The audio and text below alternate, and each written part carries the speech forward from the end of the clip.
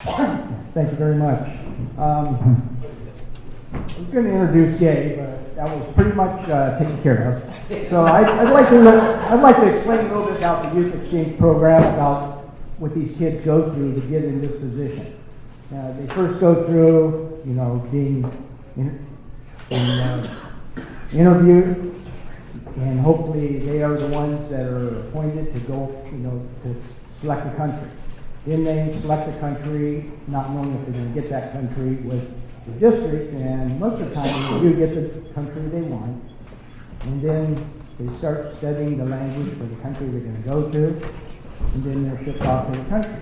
The thing that makes these kids pretty, I'm proud of them, is when they go to these schools, they don't get any special privileges outside of maybe, the interest the other students have and make them feel like rock stars for a while, okay?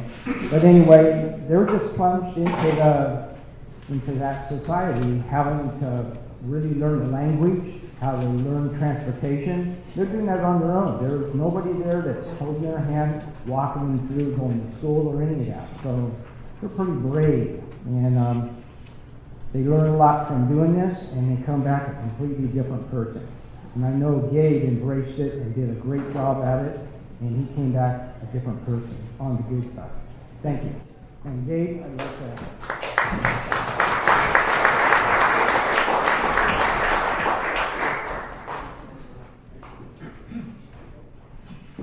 All right, good afternoon, everybody.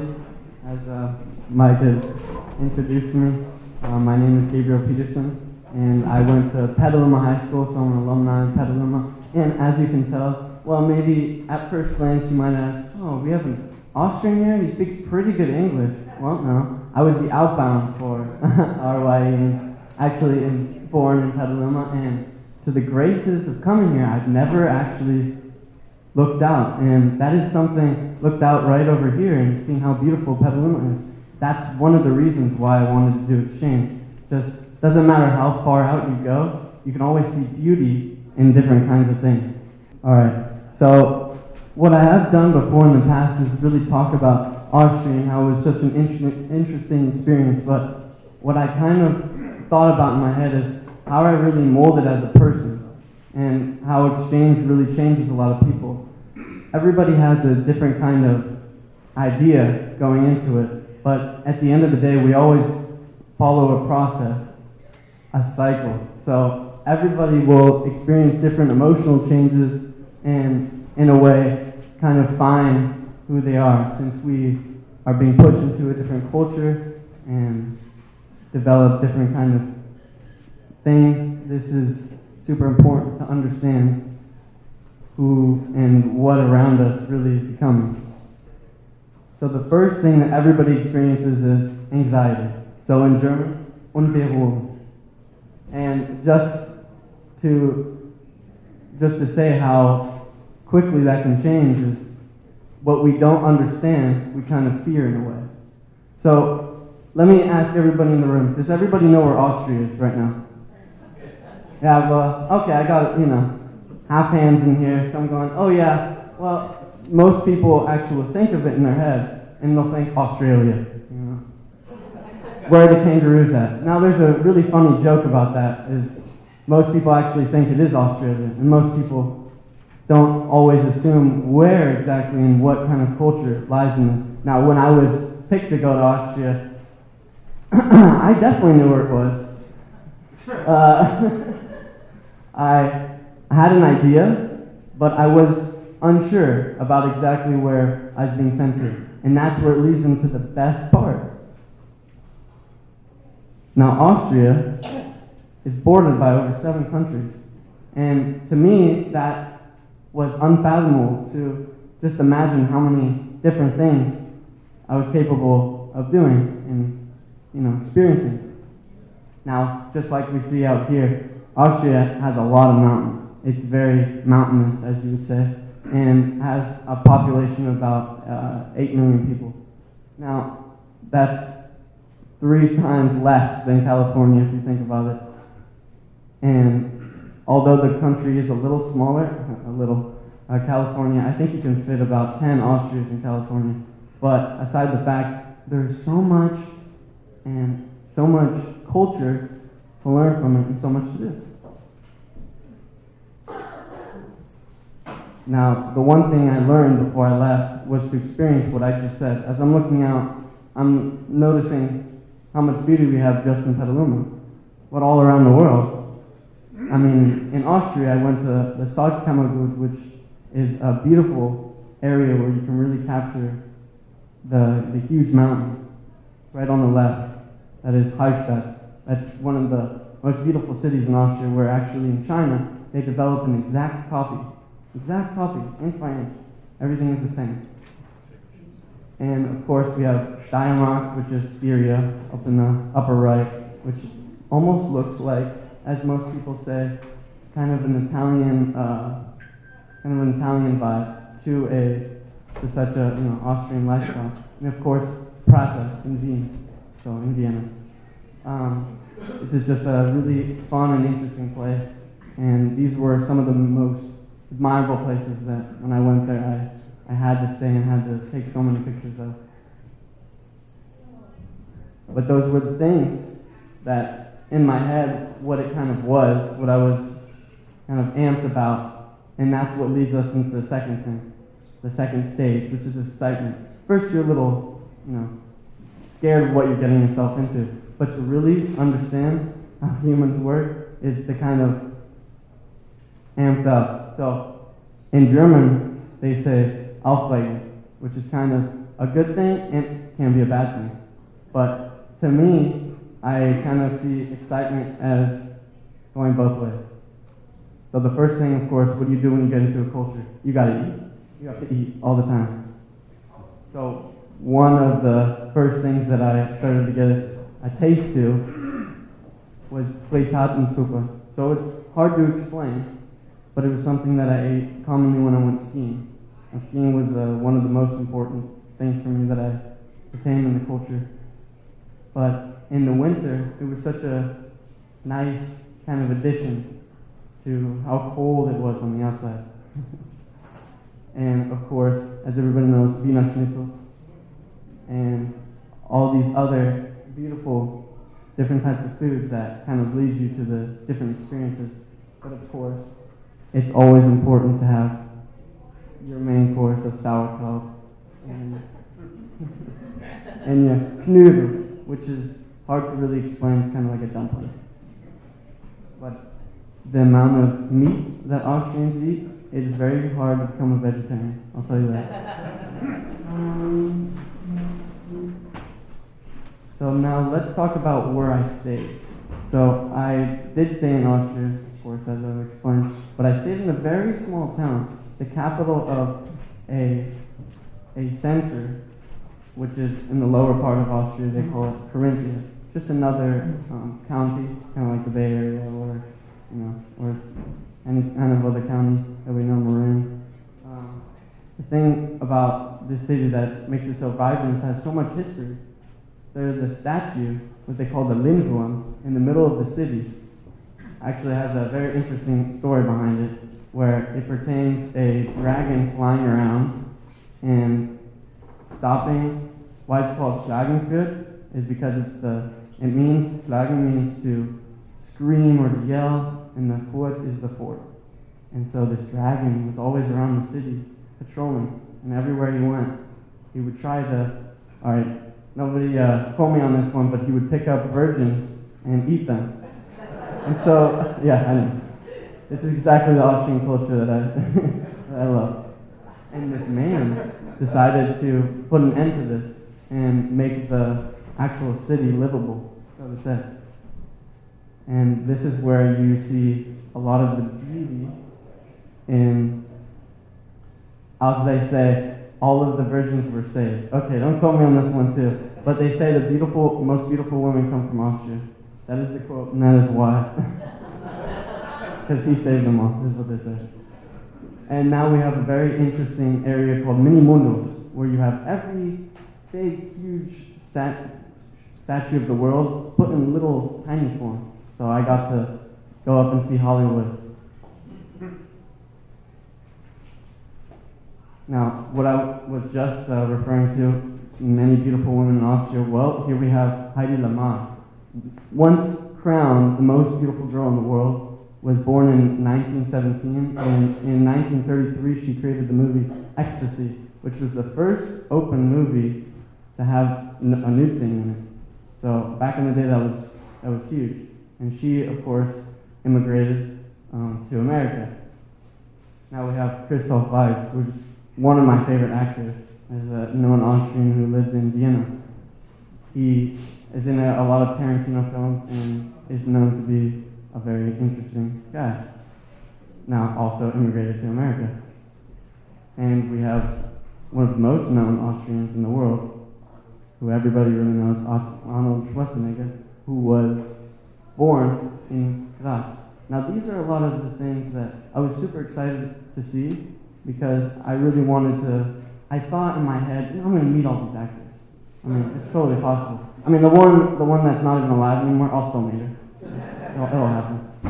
But I actually was able to go to Arnold's house in Graz. So he lives in a very small town outside of Graz, and this is in Steiermark. This is where we were looking at the beautiful picture. In one of my slides, you can tell he's really a big guy. Well, what he used to have to do is row across the lake, and so that's where he gained a lot of his strength. And actually, he said, growing up in a tiny little bed, in a tiny little house, in a tiny little country, he wanted to do big things. That's why he got up. And you know him for his big roles as Hercules and Terminator. But of course, it leads sometimes to confusion, and that is generally what every exchange student experiences. Now, this is not a bad thing, it's a cycle of everybody, and we all have to go through it. And in German, this is Bewährung. Now, when I first got there, I was not sure what to expect in terms of holidays. Now, let's see if I can take this off. So what I have here is a piece of a broom. And I go, oh, why does he have a piece of a broom? That's kind of strange. Well, the one thing that I found the strangest about Austrian culture, and what kind of mind-boggled me, is the tradition of campus, where you have a man, or many men, run around in different costumes, normally portraying what is a campus, which is like a devil, and it's on the other side of St. Nicholas, which is, as we call him, Santa Claus. And this is the bag. This is where you get your coal and your stockings. And he'll come around. People go to streets and they walk around, and you have these people running around beating others with broomsticks. And to me, I went, well, I gotta try this out, of course. And this is one of the broomsticks breaking and going on the ground from hitting me. Now, that was just one of the many things that I found very interesting. And the second one, the Christkind. Now, she is, or he, it's not determined, is not, Santa Claus is not the one that delivers the gifts. It's the flying child. Flies through the window instead of coming down the chimney. Now, for me, I went, well, isn't it kind of cold? Do we want to leave the window open the whole night? Well, they had to do it in my room. Now, the next one is the kind of beginning of what we would call Advent. So every Saturday they light a candle. I guess you kind of say it's kind of like Hanukkah, but it's not. And to me, I asked a lot, and I tried to figure out where this came from, where it stemmed from, but it was a pretty difficult process. And the Austrians, take pride in this, and really like to venture around and take their culture everywhere they go.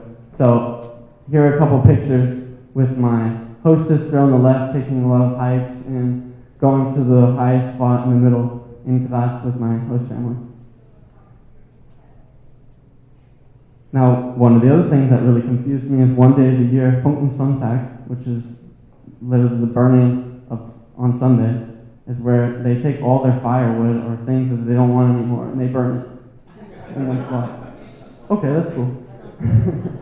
Very, very interesting experience. Also going to Kirchtag, which is the day of church, which to me, I don't remember seeing any religious symbols, just a lot of people drinking. So I don't know where that went. I don't know.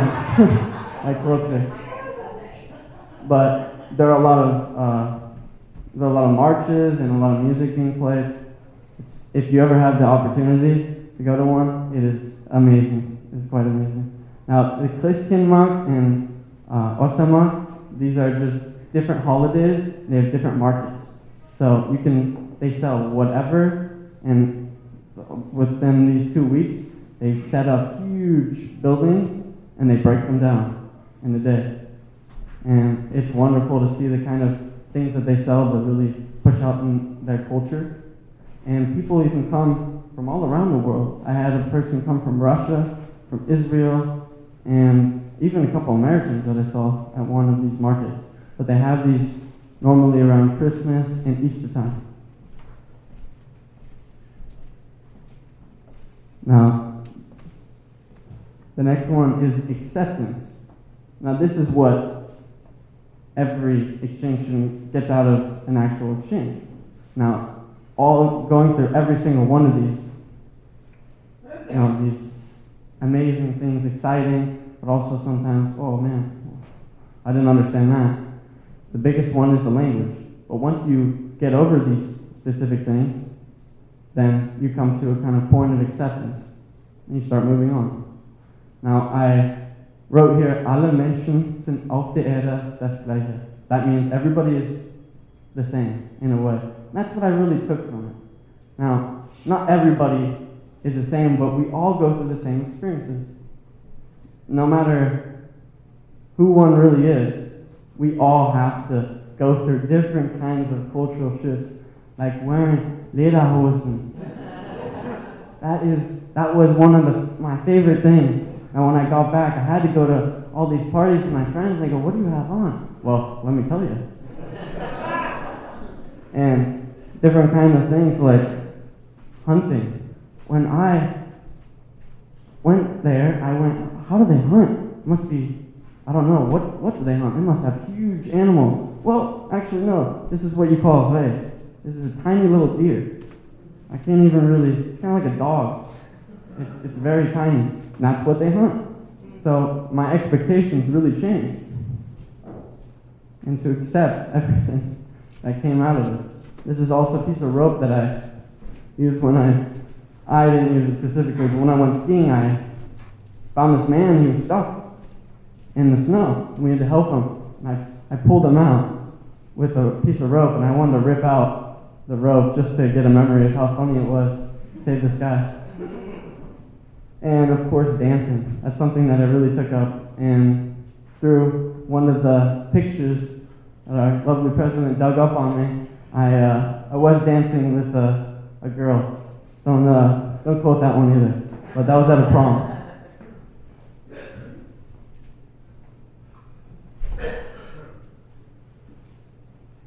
Now, like I was saying, you have to really respect the culture and understand. On the left is the hunting trip, and they take it very seriously, hunting. And, maybe in American style, you would, get your kill or whatever you have, throw it in the back of the truck, leave. Well, they have an actual ceremony, and they play music, they light candles, they thank the animals for actually respecting them, and what have you. Now, those were the kind of things that I learned as going through the acceptance. Learn respect, learn how to keep up.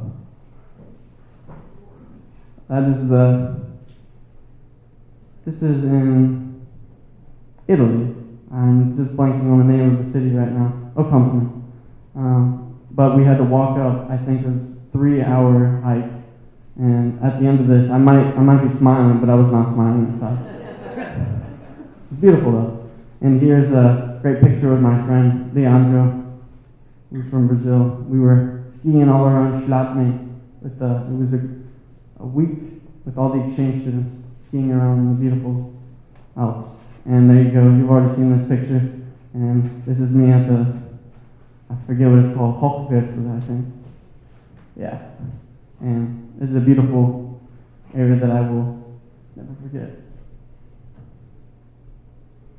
Now, that's also the other thing that we forget.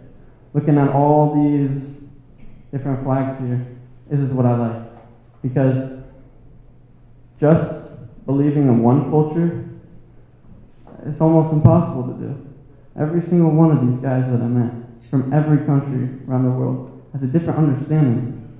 And that is exactly what we all need. The more you interact with different people all over the world, the more you know. So where is the part where we have to fear, the anxiety at the beginning, if you've already experienced every culture? So meeting everybody and having a good time just leads to more happiness. Now the last thing that I want to talk about is the Euro tour that we all went on. That was one of the most beautiful trips that I went on, and it extended all around Europe. And that was the last time I ever got to see all of these lovely people, one actual bus all together. 60 students, one huge bus for 2 weeks. Oh, it was crazy. Some people didn't want to shower. I wanted them to. Now, after all this, it was just mind-opening, just to see how many different people kind of interact and how Austrians are different from Californian culture.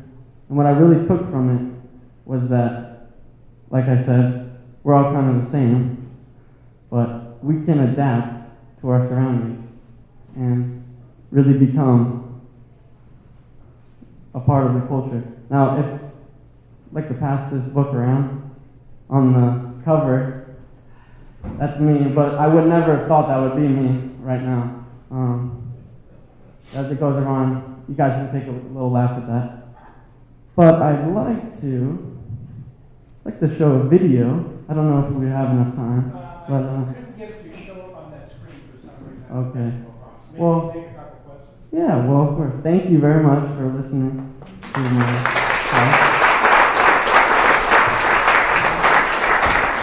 Thank you. Now, yeah, do we have any questions? Anybody ask something? Yes. How many host families did you have? I had 3 host families.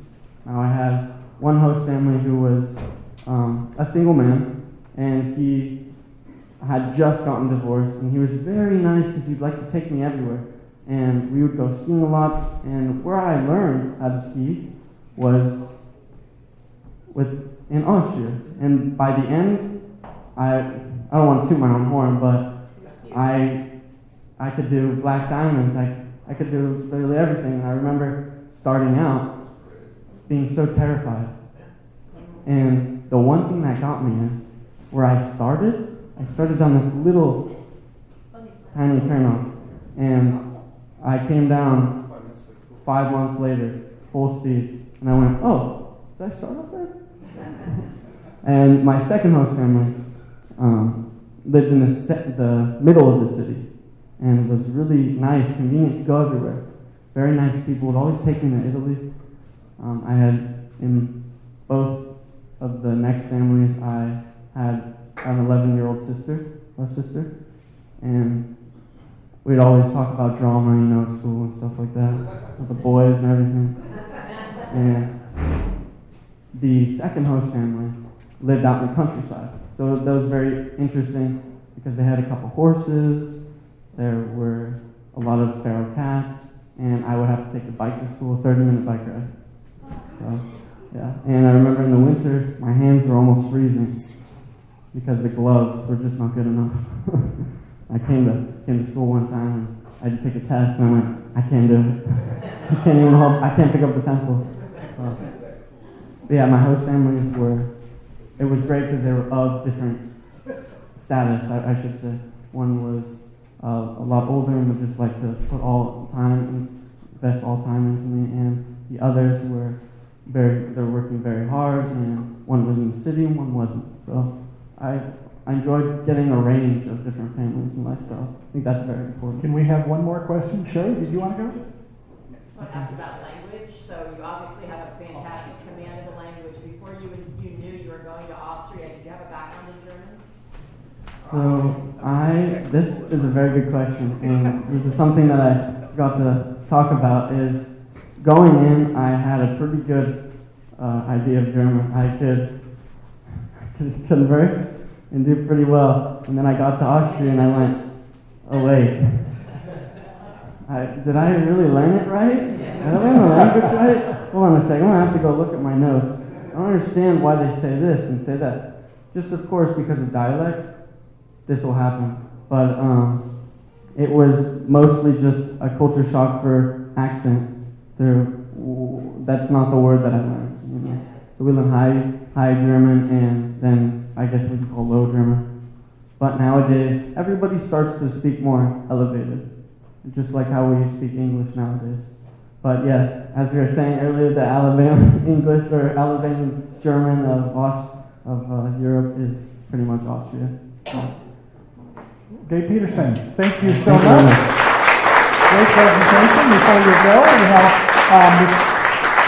first off, I'd like to give you a speaker for the speaker. This is a Bluetooth speaker here with a rotary emblem on it. And I'm sure you'll find some good use since you like music and dancing. My pleasure. And I guess that, you know, there's 4 Ds, right? You know the 4 Ds? Tell them what the 4 Ds are. Maybe I don't want to get into that. Oh, we don't want to get into that, but we can't give you this until you're 21. But come back and we'll help you out on that. So thanks again for Gabe Peterson. Great job. Good show. That sounds like a great time in Austria. So, okay, with that, this ends our meeting. If you want, remember at 1:30 you can go down to the Petaluma People Service Center, Serenity Gardens, see the cap off is what John Shribs and his 20 Merry Fellows are doing. And next week we have a law enforcement day, so until then, have a great week. Thanks all.